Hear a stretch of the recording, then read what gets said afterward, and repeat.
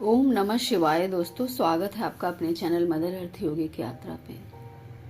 काश्मीरी शैव दर्शन शिवोपदिष्ट यानी शिव, भगवान शिव के उपदेश और शिव की दृष्टि है, जो कि विज्ञान भैरव तंत्र या स्पंदन पर लिखा गया आगम सम्मत योग परंपरा का अद्वितीय एवं अनुपम ग्रंथ है। ये ग्रंथ के रचयिता 6 शताब्दी पूर्व श्री क्षेमराजाचार्य और श्री शिवोपाध्याय द्वारा संज्ञान को संग्रहित कर विज्ञान भैरव तंत्र ग्रंथ की रचना की गई थी, परंतु जिनके मूल सिद्धांत को पंडित कैलाशपति मिश्र ने अपने आगमिक दर्शन भाग 1 को अपने पीएचडी के शोध प्रबंधन काश्मीरी शैव दर्शन एवं शैव सिद्धांत पर आधारित रिसर्च में प्रस्तुत किया गया है, जिसकी सीरीज मैं अभी आप लोगों को दे रही हूँ। तो ये दूसरा एपिसोड है। आप लोगों ने नहीं देखा है तो पहले एपिसोड पर जाकर उसे देखिए, फिर ये समझ में आएगा कि शुरुआत करने से, देखने से समझ में आएगा। तो ये क्रिया सिद्धांत पे आधारित अब इसकी दूसरी एपिसोड जो है वो क्रिया आखिर क्या है, क्रिया क्या है। तो उपर्युक्त विवेचन जो पहले वीडियोस बनाई जा चुकी हैं वहां पर जाकर देखिए। तो उपर्युक्त विवेचन से यह स्पष्ट है कि तांत्रिक यानी आगमिक, यहाँ जो ज्ञान आता है उसे तंत्र कहा गया है।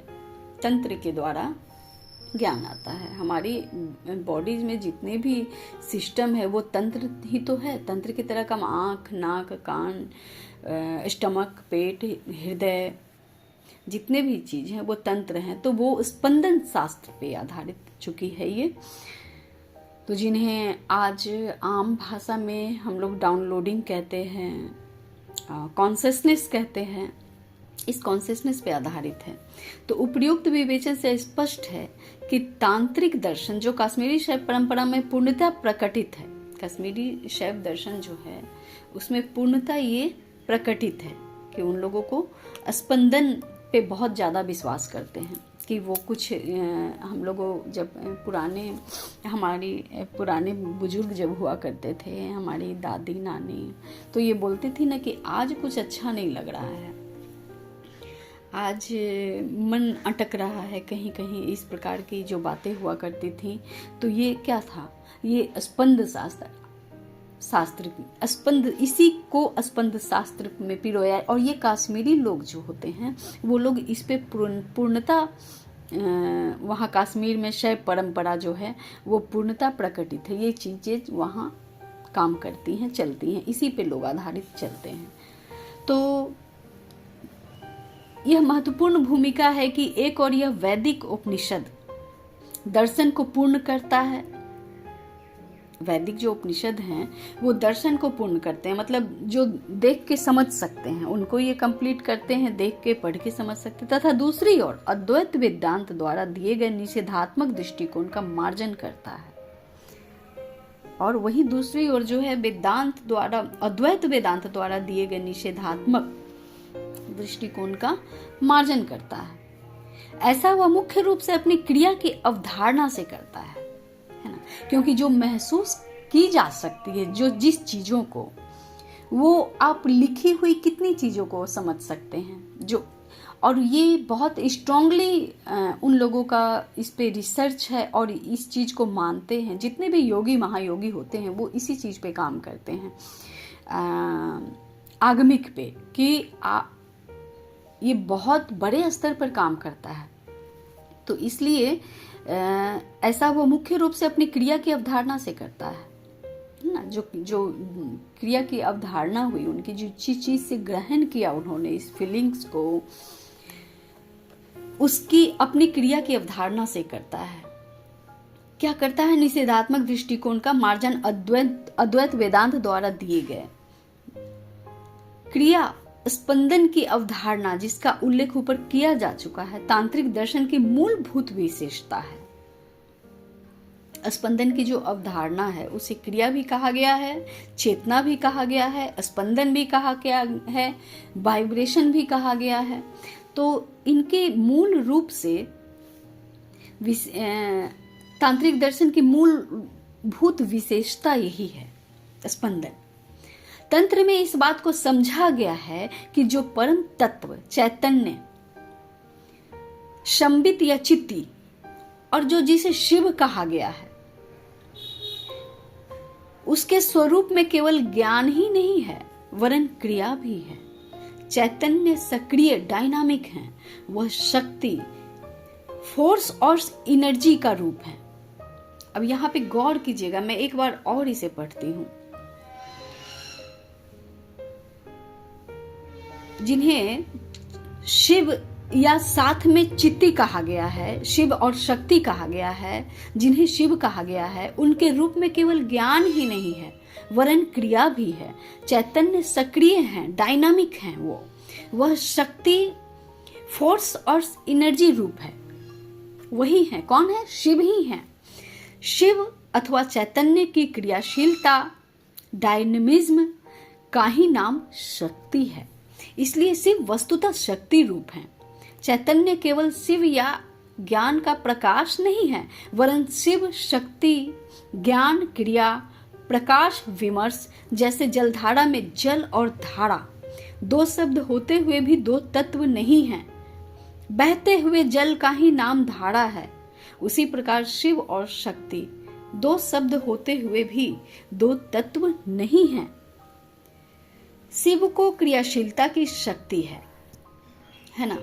शिव जो हैं उनको क्रियाशीलता की शक्ति है, वो क्रिया करते हैं, क्रिया कर सकते हैं, अथवा क्रियाशील शिव का ही नाम शक्ति है। शिव शक्ति का यह तदात्म्य ही प्रतीक रूप में अर्धनारीश्वर की अवधारणा में आया है, जहां एक ही व्यक्ति शिव और पार्वती दोनों एक साथ ही हैं।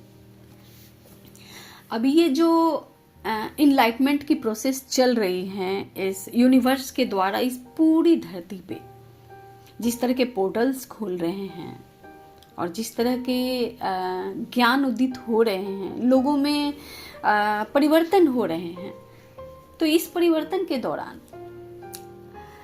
बहुत सारे योगी जो अब योगी हो चुके हैं, बन गए हैं, और पूर्व योगी जितने भी थे हमारे महर्षि ऋषि, वो सभी ने इसी चीज को ग्रहण किया था। जब और ये आत्म ज्ञान, आत्म तत्व को उजागर कर देना होता है। शिव स्वयं को उजागर कर देते हैं, प्रकट कर देते हैं। तो इसी दौरान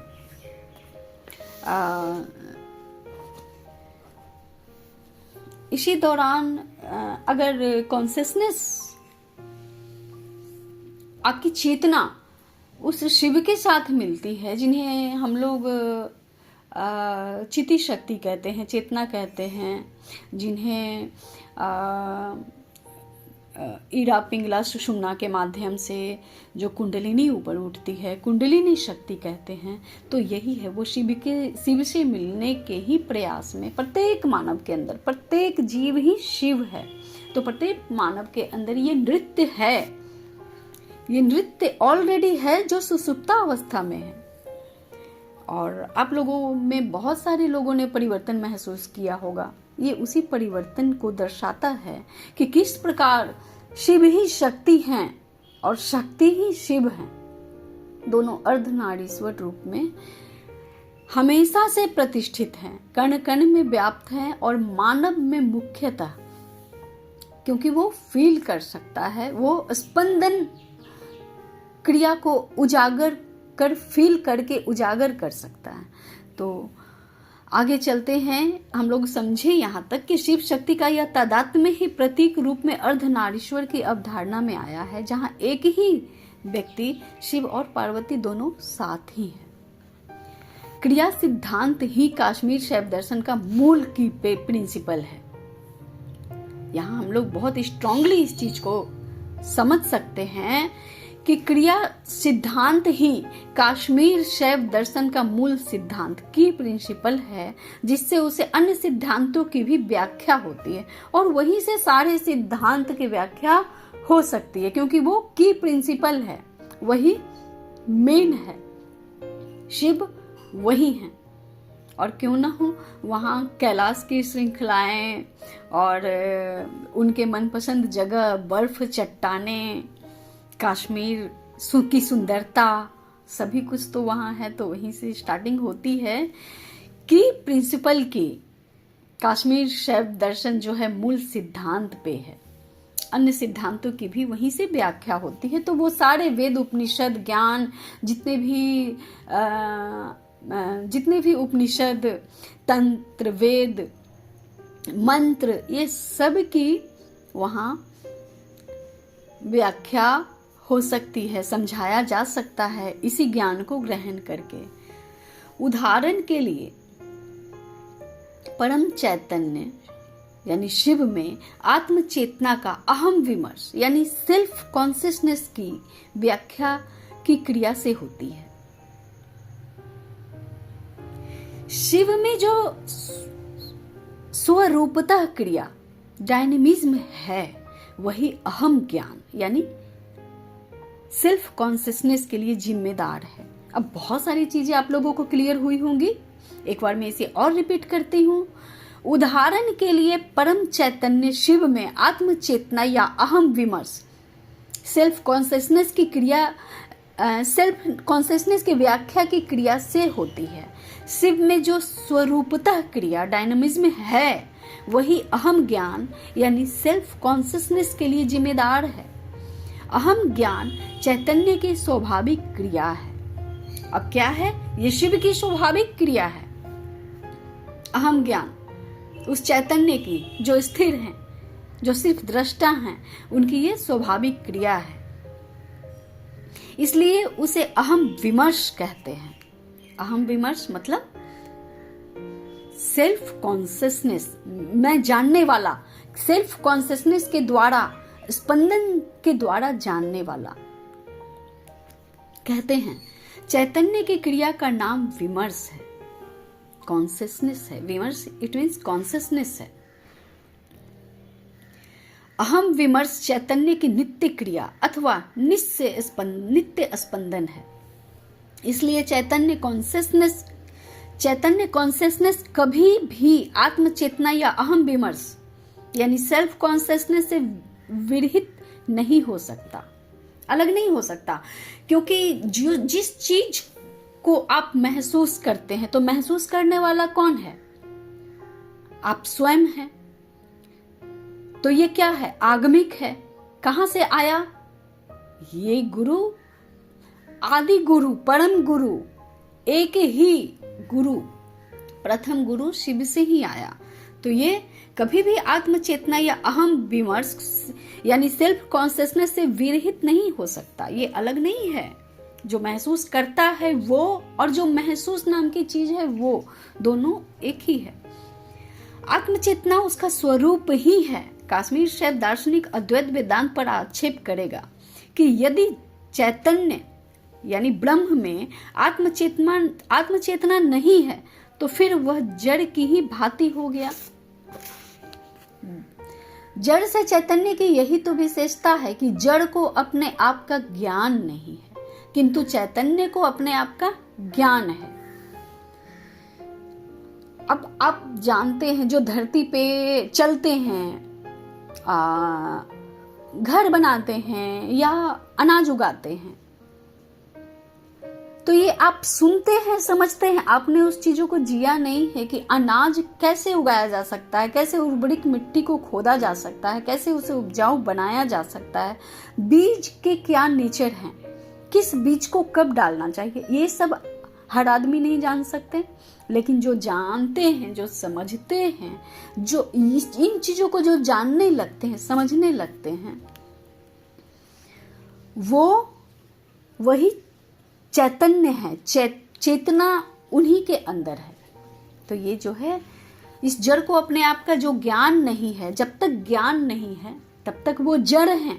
हर मनुष्य भी एक जड़ बुद्धि ही तो है, लेकिन जब उनमें चेतना जागती है तो वो अपने आप का जब ज्ञान हो जाता है तो वो चैतन्य हो जाते हैं। अब सृष्टि शिव का स्पंदन है, इसे कैसे समझेंगे हम लोग? तो समझते हैं क्रिया सिद्धांत जो है, स्पंद सिद्धांत। क्रिया सिद्धांत से मतलब है, यहाँ तंत्र विज्ञान की बातें आ गई। क्रिया सिद्धांत यानी स्पंद सिद्धांत से ही सृष्टि की भी व्याख्या होती है। सिर्फ किसी कमी की पूर्ति के लिए अथवा किसी प्रयोजन की सिद्धि के लिए यह सृष्टि नहीं करता, वरन जब आनंद में स्पंदित होता है तो सृष्टि क्रिया स्वाभाविक रूप से फूटती है। इसमें शिव की कोई व्यवस्था, कंपल्सन और नेसेसिटी नहीं है, उनकी कोई जरूरत नहीं है। ये शिव की पूर्ण स्वतंत्र क्रिया है। ये पूर्ण स्वतंत्र क्रिया, जब वो स्पंदित होते हैं, आनंद में होते हैं, अंदर आनंद फूट रहा होता है, तो वो स्वतः ही स्वाभाविक रूप से फूटती है, तो वो सृष्टि होती है, सृष्टि करते हैं। दूसरे शब्दों में सृष्टि शिव का स्पंदन अथवा लीला विलास है। क्या है? शिव का ही लीला विलास है। दूसरे शब्दों में हम इसे ऐसे समझ सकते हैं, शिव अपने आनंद में स्पंदित होकर सृष्टि क्रिया के रूप में नाचता है अथवा खेलता है। अब ये जो महसूस कर पाते हैं, जिन्हें अहम ब्रह्मास्मि जो कह चुके हैं, जिन्हें ज्ञान हुआ है और जो इस पाथ पे चल रहे हैं, और जो श्रोता, जो मेरे मित्र, जितने सब्सक्राइबर सुन रहे हैं, सभी कहीं ना कहीं इस बात को महसूस करते हैं। तो ये शिव जो है अपने आनंद में स्पंदित होकर सृष्टि क्रिया के रूप में नाचता है अथवा खेलता है। ये उनकी मजबूरी नहीं है, सृष्टि की रचना करना उनकी मजबूरी नहीं है, बल्कि जब वो स्पंदित होते हैं, जब आनंदित होते हैं, जब वाइब्रेशन में आते हैं, तो सृष्टि स्वतः ही सृष्टि की उत्पत्ति होने लगती है, बनने लगती है। यहाँ वह प्रश्न हो सकता है कि यदि सृष्टि क्रिया शिव का खेल लीला है, तो यह कोई गंभीर सीरियस कार्य नहीं हुआ?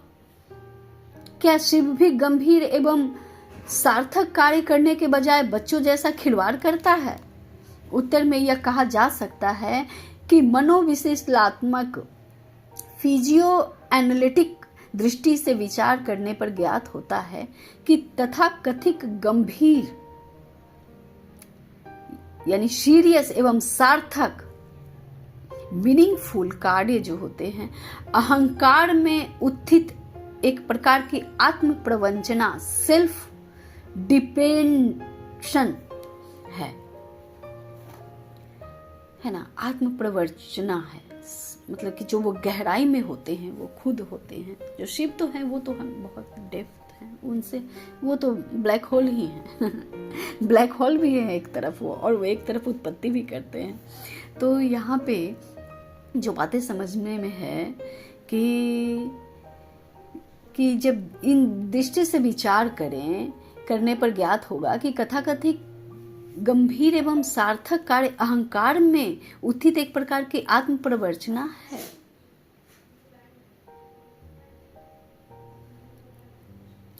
आखिर गंभीर एवं सार्थक कार्य भी किस लिए? यह तो है नहीं कि केवल कार्य के लिए कार्य किया जाए।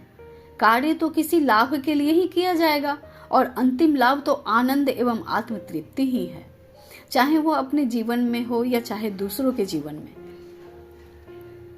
मनः चिकित्सा की दृष्टि से आनंद में किया गया कार्य स्वास्थ्य मूलक है, क्योंकि उसमें विश्रांति, रिलैक्सेशन है। किंतु जो काम हम किसी प्रयोजन की पूर्ति के लिए चिंतित होकर करते हैं, उसमें हम तनाव, टेंशन की मन स्थिति में करते हैं। आनंद में किए गए कार्य हम अपेक्षाकृत अपने स्वरूप शिवत्व में रहते हैं, है ना। आनंद में किए गए कार्य जो है हमेशा शिवत्व में रहते हैं, रहकर करते हैं। स्वस्थ अर्थात स्व में स्थित रहते हैं। उस समय शिव या शिव चेतना पूर्ण विश्रांति, परफेक्ट रिलैक्सेशन की अवस्था है ना। जब वो क्रिया करते हैं तो वो परम रिलैक्सेशन की अवस्था है उनकी होती है। और उसे मानसिक स्वास्थ्य की आदर्श व्यवस्था कहा जा सकता है, क्योंकि वो परम गुरु हैं। ज्ञान की धारा वहीं से निकलती है, शुरुआत वहीं से होती है। तो वो हो ही नहीं सकता कि वो प्रलय की रचना कर दें अपने स्पंदन द्वारा। वो पूर्ण मानसिक स्वास्थ्य की आदर्श व्यवस्था कहा जा सकता है ये सृष्टि की उत्पत्ति। जब वो रिलैक्स में होते हैं, जब वो पूर्ण आनंद में होते हैं, तो वो वाइब्रेशन, उनकी खुशी, उनकी प्रसन्नता, वो प्रसन्नता जब होती है तो स्वतः रचना होती है। यह भी नहीं है कि हम स्वयं तनाव में कार्य कर कम से कम दूसरों को आनंदित कर सके। यह देखा जा सकता है कि हम अपने विश्रांति, आनंद परक जो कार्य होते हैं, कार्यों से दूसरों में विश्रांति लाते हैं और अपने तनावपूर्ण कार्यों से दूसरों में तनाव पैदा करते हैं। जब बच्चा आनंद में खेलता है तो उसे दूसरे भी आनंदित होते हैं, है ना। जब बच्चा को तो कोई बोध होता नहीं, लेकिन जब वो आनंद में खूब खिलखिलाकर हंसता है तो आप सब फील करते होंगे कि आप सब भी के चेहरे पे मुस्कुराहट आ जाती है, आप सभी खुश हो जाते हैं। तो इसी तरह बच्चा आनंद में खेलता है तो दूसरे भी आनंदित हो जाते हैं। तो सारी सृष्टि जब शिव स्पंदित होते हैं अपने आनंद की क्रिया के द्वारा, तो सारी सृष्टि स्पंदित हो जाती है उनके बाहर की। तो इसलिए सृजनात्मक हो जाती है। कलात्मक सर्जन आदि भी आनंद कार्य हैं और उससे दूसरों को भी आनंद की प्राप्ति होती है। प्रेम, विश्रांति, रिलैक्सेशन की स्थिति, उसे दूसरों में भी विश्रांति आती है, उससे दूसरों में भी रिलैक्स मिलती है, रिलैक्सेशन मिलती है। किंतु इसी प्रकार क्रोध, घृणा इत्यादि तनाव, टेंशन की स्थिति है जिसे दूसरे भी तनाव ही उत्पन्न होता है। तो जब आप टेंशन में रहते हैं तो फील करते होंगे कि सामने वाला भी टेंशन में आ जाता है। तो ये आपका वाइब्रेशन ही है कि आप जिस वाइब्रेशन से कंपन कर रहे हैं, सामने वाला उसी से स्पंदित भी होता है।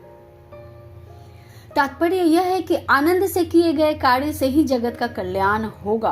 किंतु धर्म में अवतार की जो अवधारणा है उससे भी यह बात स्पष्ट होती है। अवतार के विषय में यह कहा जाता है कि वह लीला करता है तथा वह जगत का कल्याण करता है। कृष्ण आए थे लीला करने और जगत का कल्याण करने, भगवान थे इसी प्रकार। और बुद्ध क्या किए थे? बुद्ध सेल्फ को जाने थे। जब तक वो सेल्फ नहीं जाने थे तब तक वो लीला में नहीं थे, केवल क्रिया में थे। लेकिन जैसे ही वो सेल्फ को जान गए वो परम तत्व में मर्ज हो गए। तो वो जो है सो वो जगत का कल्याण करता है। कौन करता है? जब वो सेल्फ रिलैक्सेशन में होते हैं। किंतु वस्तुतः दोनों सत्य है। अवतार अपने लिए आनंद में लीला करता है, किंतु जगत के लिए वही कार्य सहज रूप से उपकारी हो जाता है। जीवन मुक्त के विषय में भी यही सत्य है। भगवान कृष्ण के जीवन की जीवन मुक्ति का पूर्ण उदाहरण कहा जा सकता है। उनका जीवन जो है जीवन मुक्ति का पूर्ण उदाहरण कहा जा सकता है। यहाँ ये उदाहरण देना सही है। और दूसरी और भगवान बुद्ध की उदाहरण देना सही है कि जब तक वो नहीं जानते थे उनमें एक जानने की जिज्ञासा थी, बेचैनी थी। जब वो निकल जाते हैं स्वयं की खोज में और जब वो आत्मज्ञान को प्राप्त हो जाते हैं तो वो उसके बाद का जो जीवन है उनकी लीला है वो समझ जाते हैं, वो स्थिर हो जाते हैं और सबकी भलाई में लग जाते हैं, यानी क्रिएशन में लग जाते हैं कि सब कैसे आत्मोत्थान को प्राप्ति हो, ज्ञान की प्राप्ति करे। आगे चलते हैं। इस संदर्भ में यह भी प्रश्न किया जा सकता है कि यदि जीवन एवं जगत के कार्यों का खेल के लिए जीवन या जगत के कार्यों को खेल के लिए या खेल में ही किया जाए तो उन कार्यों की सार्थकता ही नष्ट हो जाएगी, कोई भी काम ठीक से हो ही नहीं पाएगा। उत्तर में यहाँ भी यह कहा जाएगा कि आनंद के लिए किए गए कार्य की कुशलता पूर्वक संपन्न हो सकते हैं।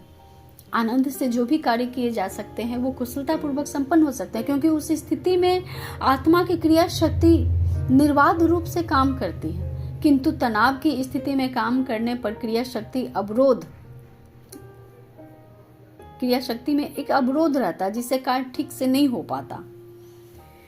कोई कवि या लेखक आनंद में स्पंदन में रचना करता है, स्पॉन्टेनिटी में रचना होती है उनकी, तो रचना अच्छी होती है। और यदि अपनी चेतना पर जोर डालकर करता है तो रचना अच्छी नहीं होती। आप लोग भी समझ सकते हैं कि जिस कार्य को स्वतः करने की इच्छा जग जाती है, वो आपके अंदर से आती है, तो करते हैं तो उससे थकान भी नहीं होता, तनाव भी नहीं होता। लेकिन जब टेंशन में किया जाए, स्ट्रेन किया जाए, जोर डाल कर किया जाए, तो रचना अच्छी नहीं हो सकती। लेकिन इसका लाभ उठाते हैं क्योंकि हमेशा वो एक स्थिति में रहते हैं। लेखक या रचनाकार इस दुनिया से बहुत ज़्यादा अटैच नहीं रहते हैं, वो अपने कल्पना की दुनिया में रहते हैं। और जो कल्पना होती है वो सत्यता पे आधारित होती है, तो इसलिए वो जो हैं वो रचना कर पाते हैं। जितने भी लेखक हैं, कवि हैं, जो आनंद में स्पंदन करते रहते हैं, वो बहुत अच्छे पेंटर, कवि, लेखक या कहानीकार, आत्मज्ञानी हो सकते हैं, हो जाते हैं। यही बात अन्य कार्यों पर भी लागू होती है। अवतार या जीवन मुक्त बड़े बड़े काम कुशलता पूर्वक इसलिए कर पाता है कि वह आनंद की स्थिति में लीला रूप से कार्य करता है। अब जिन्होंने जान लिया है स्वयं को, उनके लिए कोई भी आश्चर्यजनक इस पृथ्वी पे, धरती पे है ही नहीं। कोई चीज बाकी नहीं है उनके लिए, कोई चीजों को जानना बाकी नहीं है। और जो जरूरी है वो चीज उन्होंने जान लिया है, तो वो लीला करते, वो जब तक रहते हैं जानते हैं कि मुझे जब तक रहना है तब तक, जब तक पंच तत्वों की जीवन मेरे इस पंच तत्वों का जब तक उम्र, जब तक श्वासों की गिनती बची हुई है, तब तक वो रहते हैं। और अपने जीवन को जो है सो वो बहुत सारे कार्य को चुनते हैं। लेखनी चुनते हैं, पेंटिंग चुनते हैं। इसी से वो जीवोपार्जन की स्थिति को भी इंटरेक्ट करके अपने इस शरीर की ज़रूरत को पूरा करते हैं, जीवन की ज़रूरत को पूरा करते हैं। खाना भोजन तो चाहिए, रहने का आवास तो चाहिए। तो इस तरह वो आनंद की स्थिति में लीला रूप समझ जाते हैं कि वो कार्य करते रहते हैं। वो ज्ञान फैलाने का कार्य करते हैं, दूसरों की भलाई का कार्य करते हैं, नेचर, प्रकृति को संरक्षित करने का भरसक प्रयत्न करते रहते हैं। वह योग की सहज अवधि की अवस्था में रहते हैं और योग की अवस्था में किए गए कार्य एक और आनंद क्रीड़न के रूप में होते हैं तथा दूसरी ओर पूर्ण सक्षम होते हैं। वो कंप्लीट होते हैं, उनके कार्य जो है वो पूर्णतः कंप्लीट होती है, आनंद क्रीड़ा में होती है। यह भी प्रश्न उठता है कि सृष्टि यदि शिव का आनंद क्रीड़न या लीला विलास है, तो जगत में जो बुराई, पाप और दुख है वह क्या है? प्रश्न उठता होगा, आप लोगों के मन में भी उठता होगा कि सृष्टि यदि शिव का आनंद क्रीड़न या लीला विलास है, तो जगत में जो बुराई, पाप और दुख है वो क्या है? क्या शिव इसके लिए जिम्मेदार नहीं है? इसका उत्तर खेल के दृष्टांत से ही देना समीचीन होगा, सार्थक होगा, उनके नजदीक होगा। खेल का प्रवर्तन इसलिए हुआ है कि उसमें भाग लेने वाले सभी खिलाड़ी आनंद पूर्वक खेलें और कोई गड़बड़ी ना करें। समझ पा रहे होंगे ना?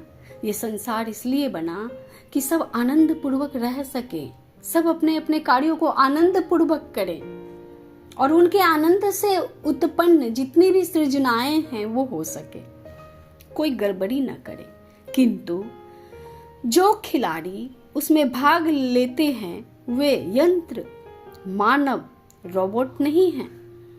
उनमें इच्छा स्वातंत्र है। जो भाग लेते हैं, जो इस संसार में जन्म लेते हैं, जो आते हैं, उनमें इच्छा है, स्वतंत्र है, उनकी फ्री विल है। और ऐसा भी होता है कि कोई खिलाड़ी अपनी इच्छा स्वातंत्र का दुरुपयोग कर खेल कर डंडा गेंद पर मारने के बजाय दूसरे खिलाड़ी की टांग पर मार देता है। कितनी सटीक और अच्छी उदाहरण है ना? वो अपने खेल को खेलने के बजाय दूसरे के ही टांग पे मार देते हैं अथवा खेल के नियमों का उल्लंघन करता है। यह उसका अपराध है और इसके लिए उसे दंड दिया जाता है। खेल में दंड की भी व्यवस्था है।